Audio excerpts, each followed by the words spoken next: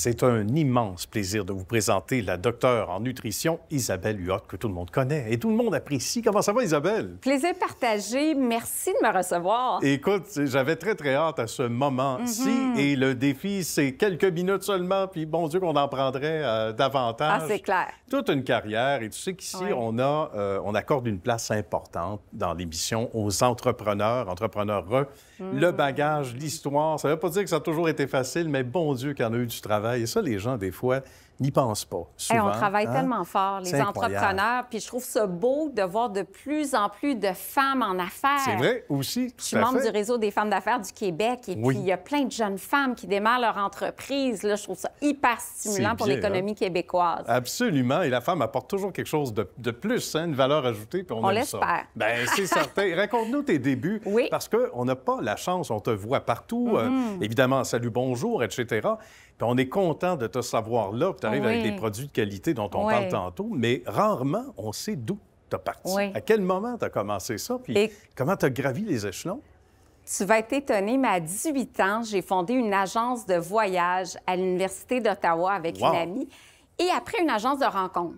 Parce que moi, j'adore faire des couples. Et ça a commencé très jeune. À l'âge de 16 ans, je commençais à matcher mes amis. Des associations, comme un jeu de pair. Voilà. Et là, je louais des salles. Je faisais des soirées rencontres. J'avais 18 ans à l'époque. J'avais loué un local à l'Université d'Ottawa.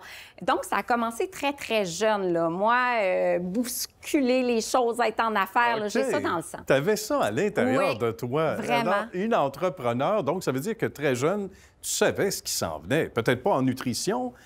Comment s'est fait le pont, d'ailleurs, avec la bonne nourriture? Écoute, je voulais être missionnaire en Afrique. Encore aujourd'hui, on m'appelle Mère Teresa. Même si je suis en affaires, je fais beaucoup de bénévolat. J'aime aider les autres. Donc, je suis fortement engagée dans la société. Et j'avais envie d'aller en Afrique. Vraiment pour aider la malnutrition. Et j'ai étudié en psychologie à l'époque, à Ottawa. Et puis, j'ai entendu parler d'un bac en nutrition avec un volet nutrition internationale à l'Université de Montréal. J'ai déménagé à Montréal et puis, bon, mon chemin a bifurqué, mais j'ai quand même fait ma maîtrise en partie à Genève dans le but de me rapprocher de l'Organisation mondiale de la santé pour aller mener des missions en Afrique. Donc, c'est vraiment pour ça que je suis allée en nutrition, là. Mon souhait, c'était pas de faire de la télé, d'être connue. Au contraire, c'est vraiment d'aider les autres. Puis, j'espère qu'aujourd'hui, j'aide les gens à ma façon, là, à travers mes conseils en nutrition, mes livres, mes produits. Tout à fait. Et à partir de quel moment, justement, tu as eu l'étiquette, dans le bon sens du terme, de docteur en nutrition, puis tout ce qui s'en est suivi, où on a commencé à te voir à la télé, t'entendre à la radio, les magazines. Moi, je suis très fonceuse, hein, très fonceuse. On voit ça, on aime ça.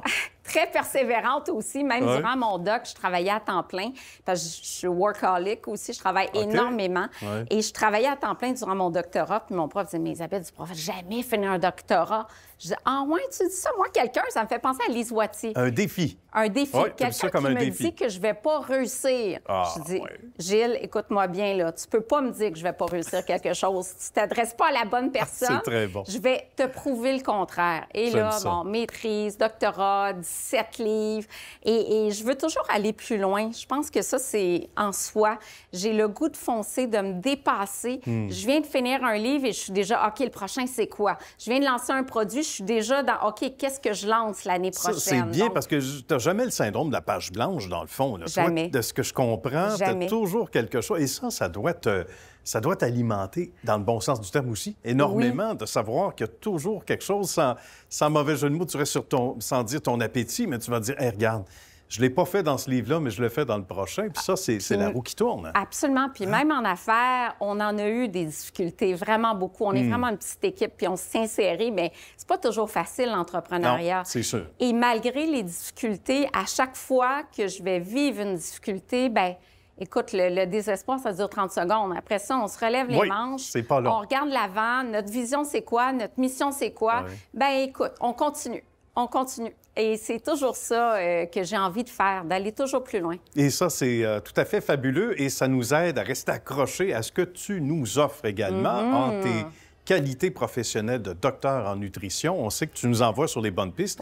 Et dans ce monde où tout doit être consommé rapidement, souvent on consomme rapidement de la bouffe et c'est généralement pas toujours de bonne qualité. En tout cas, c'est donc intéressant de savoir que c'est fait par une docteure en nutrition qu'on aime et qui nous met sur la table de la bonne nourriture.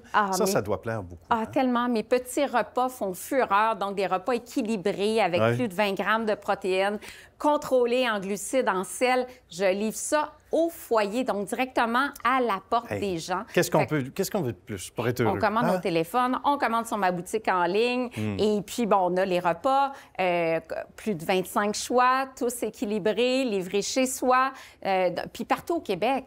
Et j'ai également mes repas chez Métro, chez IGA, et là, j'ai une panoplie de produits dérivés parce que ma mission, c'est d'aider les Québécois à mieux manger, peu importe le repas de la journée. Fait que du matin au soir, en passant par les collations, la bûche de Noël, bref, j'ai une large gamme de produits, puis qui respectent vraiment des critères nutritionnels rigoureux. Rigoureux, puis il y a des gens qui ont un peu plus d'intolérance d'abord, des difficultés, diabète, etc. Chacun trouve son compte aussi, non? Bien oui, parce qu'on a des nutritionnistes dans notre équipe, donc c'est merveilleux. Ça, c'est bien. Bien, Isabelle, c'est un beau tour d'horizon. On va inviter les gens à aller voir d'abord ton site Web. Ça commence là, la porte d'entrée? C'est la porte d'entrée, puis s'abonner à mon infolette, parce que c'est vraiment à travers l'infolette qu'on a tous les rabais, les informations, mes tournées, mes conférences. J'ai beaucoup d'outils gratuits sur mon site également, vidéos, blogs, etc., recettes. C'est un bonheur. Je savais que ça allait être trop court. Trop court. Toujours ça. Partie toujours agréable. remise. Certainement, une prochaine. Merci. Merci beaucoup, Isabelle. Merci Bravo pour beaucoup, tout ce que Nicolas. tu fais. À bientôt. À bientôt.